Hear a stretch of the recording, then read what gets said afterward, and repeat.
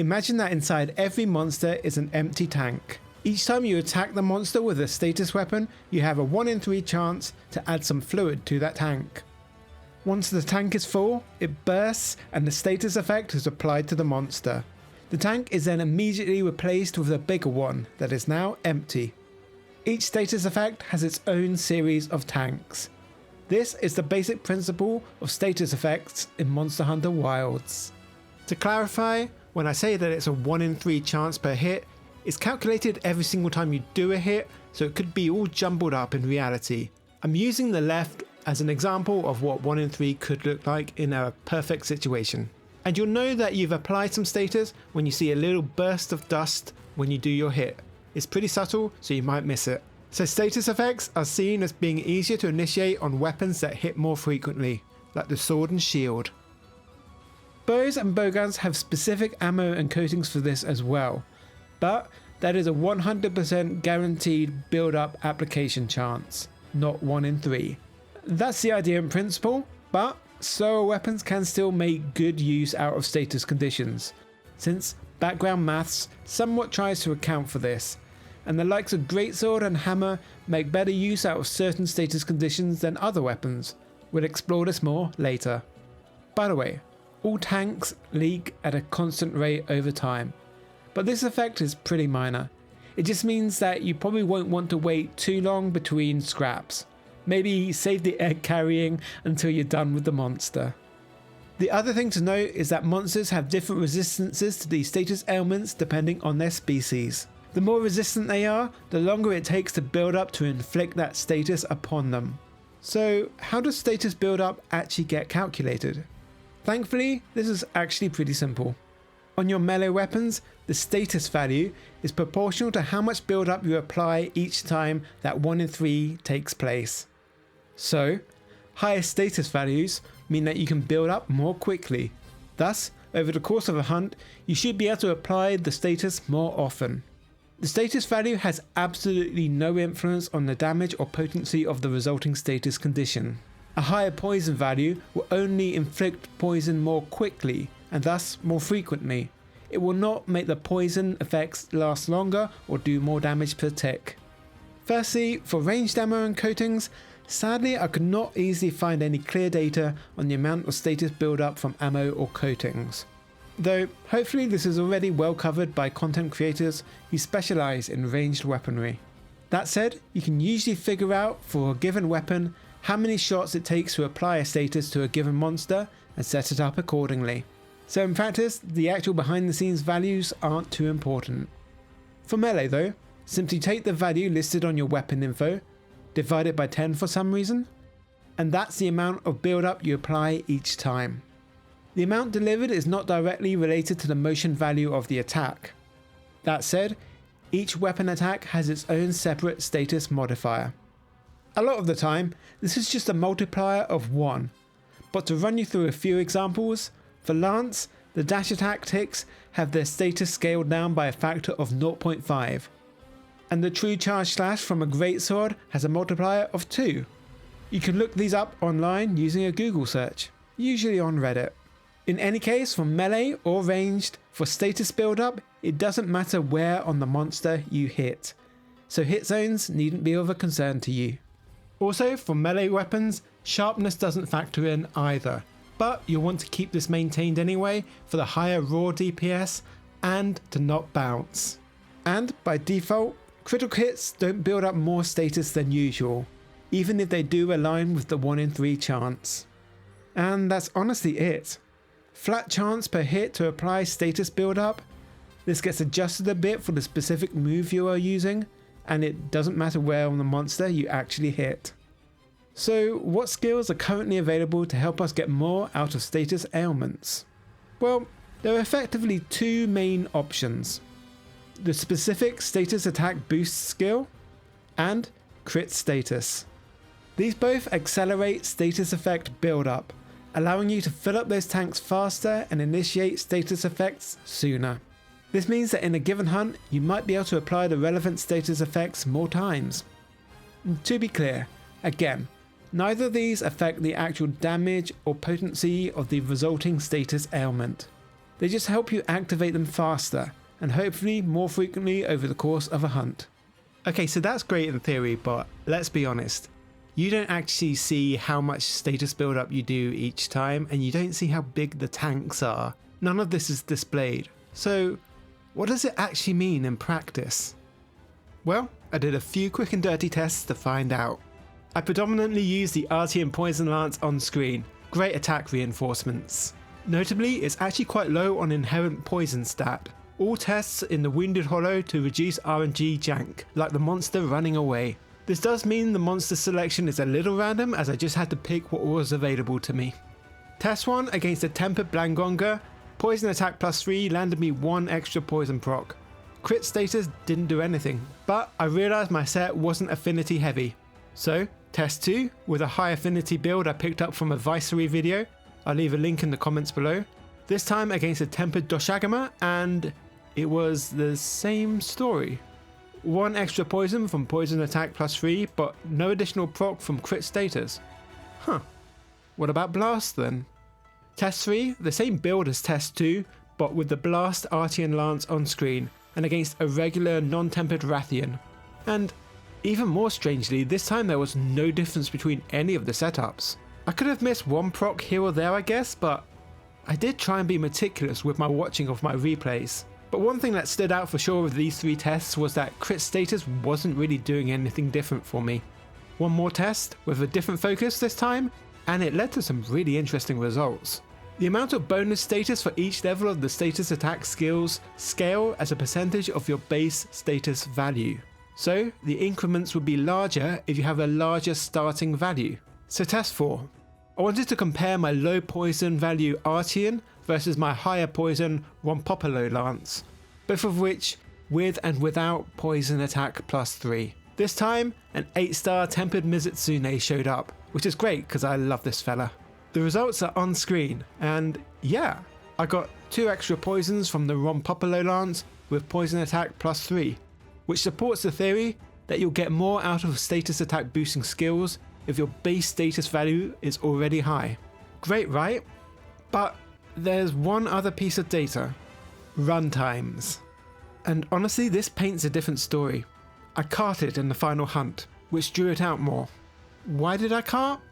Well, it was that quick bite into cartwheel slam, and the chip damage through the guard killed me. I may have survived that chip damage if I had the skill guard on my set, but I had to sacrifice either it or Razor Sharp to fit in poison attack +3. And that's the kicker. Are these status boosting skills worth it for you if you typically get more use out of other weapon skills? Sadly, I would lose my sanity if I tried to cover every weapon and use case. However, this did teach me a lot about me and my playstyle, and hopefully this represents how you can do your own research. To be fair, there is also Coalescence, which temporarily gives you a higher status build-up after recovering from a blight. This is something you may want to consider if you're able to reliably self-apply blights, like with Bubbly Dance. The big difference here is that Coalescence is an armor skill, so there's more room to slot it in. The 2 previously mentioned skills are weapon skills, so there's a lot more competition for their place. And before we go on, if you're interested in this and if you've been enjoying this video, maybe you want to learn a bit more about elemental damage. I've got a whole visual guide for that.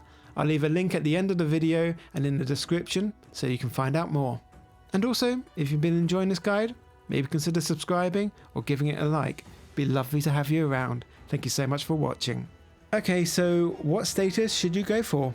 Each have their own playstyle preferences. Sleep is excellent for single big hits like Greatsword, Hammer, and high damaging ceiling rocks, but I would not recommend it for doing hunts with randoms in multiplayer. Why? When a monster sleeps, the next single instance of damage that connects with them will wake them up and do double damage. You might have a big burst multi-hit move, but only the first hit will deal double damage. So not necessarily a good match with longsword or dual blades. On the plus side, if you have a big single instance burst of damage, you can get a big boost. For example, if you deliberately miss the first part of a true charge slash and only land the second, you'll do a big hit of damage. And the same is true of the hammer's mighty swing attack. This all takes skill and practice to know the positioning. That said, there may be other attacks in your arsenal that could work well as wake-up hits. It's tough to know exactly what though, as it depends on the individual weapon stats and where you are hitting on the monster. The key question to ask yourself is, am I able to land a hit of damage that is stronger than a mega barrel bomb? In high rank, that's 225. If no, then just use a couple of mega barrel bombs for the wake up instead. Also, this is why when you play with others and the monster sleeps, they'll typically start piling up mega barrel bombs in one place. If no greatsword or hammer is present, they'll just ready up a big attack and one of them will manually ignite the bombs. Only one bomb will have double damage, but the others are there as a way of tacking on a load more follow-up damage. And this is why you probably don't want to use sleep with randoms in multiplayer if you're not singing from the same hymn sheet.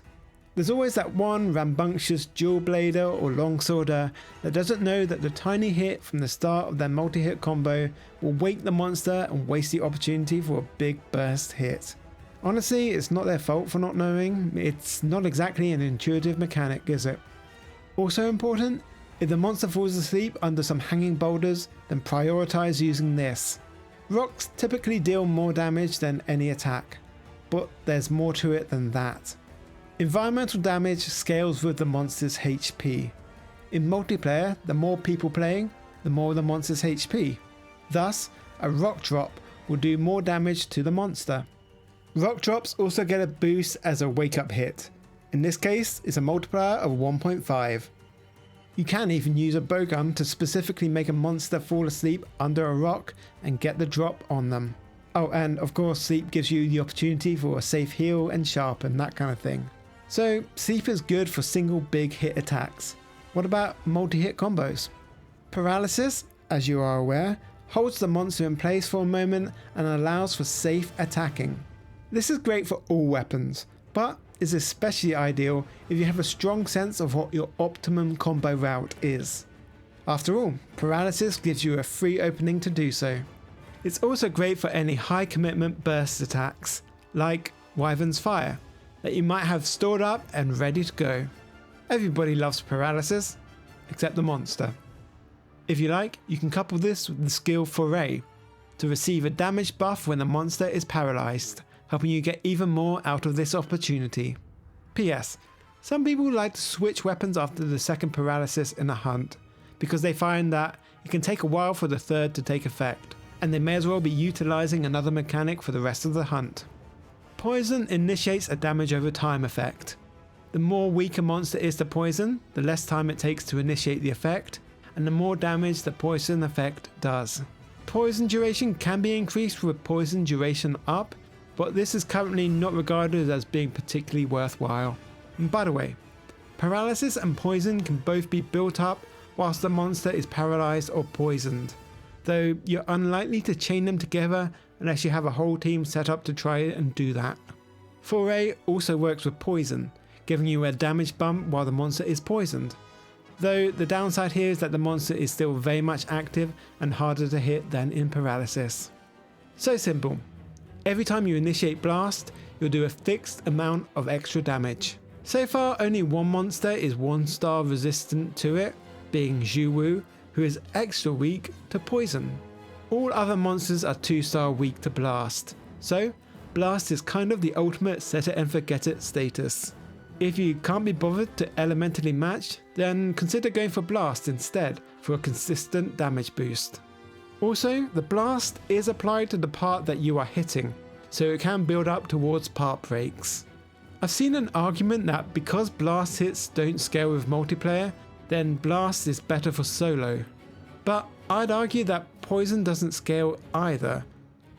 In fact, none of your damage does. And the additional HP should be accounted for by the, are the hunters also attacking? So I'm skeptical about that argument. So since they both do damage, poison or blast? Poison does have some synergy with Foray, but I don't think the poison effects will have a long enough uptime to really make a big impact with that skill. I've seen it argued that poison is better for the first 2 procs, then switch to something else. Then on the other side of the equation, If you're wanting to get part breaks quickly, like with Gravios's belly, Blast will help you accelerate that break. Much maths has been spilt across the unsanitary floor of Reddit over this nebulous subject, with people arriving at different conclusions. But I take a much more pragmatic approach, since in the end, for me, it doesn't really make much difference to my run times. For me, other weapon factors are far more influential. For example, I happen to get an Artian Poison Lance with some great enhancement rolls. So I just use that. It's nice as a quick go-to for any old hunt. If I'm joining an SOS, I don't really want to be worrying about elemental matching. I just want to get in there as soon as possible and start playing. There may be the odd instance where I need a special set for a particular monster, but I'll have those set up as loadouts anyway. Besides, there are also factors like weapon slots and baked-in skills that can influence my preference. For Greatsword and Hammer, I like to run a sleep set, because, to me, the wake up hit is just a nice, fun little moment in the hunt. I suppose I could run a Paralysis set, but I don't.